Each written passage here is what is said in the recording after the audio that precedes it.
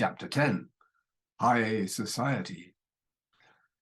10,000 years ago, a cacophony of societies, Indian, Chinese, American, Indonesian, Scandinavian, European, and more, emerged from different tribes around the world. Each society started small, with each generation copying what its parents did, but with variations. Copying with variations. It works for the evolution of animals. It works for the evolution of societies. Eventually, they each had their own special styles in language, laws, clothing, art, building, and music.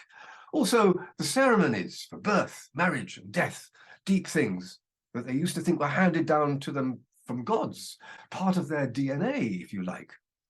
They believed there was no other way to speak, dress, or behave except with their particular language, clothes, and customs, until they discovered other societies with their different ways of doing the same things. When this first began to happen, they would think those foreign societies were wrong, inferior, ignorant, even stupid. Now we understand that they are just different. We've all been through the same problem of survival on the same planet over the same few thousand years. We've just come out through different doors. Societies can spread outwards across the land, only stopping where they reach dangerous seas, difficult mountains, or the next door society. When a society becomes large, it may call itself a nation. How do nations happen? In the past, nations often formed because everyone in the area had to solve a super problem.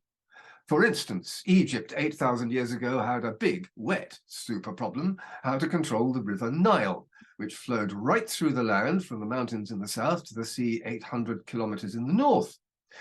Between June and October, the river would fill with water from the snow melting in the mountains in the south. Further down the valley to the north, it overflowed its banks and covered the fields with water and fresh, rich soil.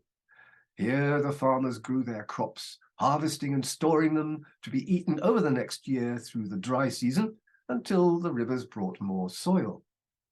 Sometimes the waters were low, so the farmers high up the river channeled what they could into their lands, and the farmers downstream got none. This made them hungry. They marched up the river to ask politely for some water from the selfish farmers upstream. The selfish farmers upstream said courteously that they were not selfish, they were lucky, and asked if the crowd would kindly get off their land. The unlucky farmers pointed to the river and said respectfully it was their river. The lucky farmers said patiently the river was on their land, so it was theirs.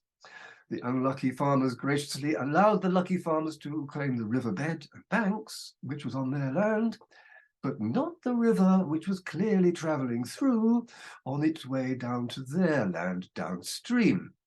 The river said it belonged to everyone, but nobody heard it because by now they'd all started fighting. So the problem came with the territory. To avoid the fighting and shouting, the people learned to talk and discuss, to share their thoughts and feelings, and in the end, to share the water. Jaw is better than war.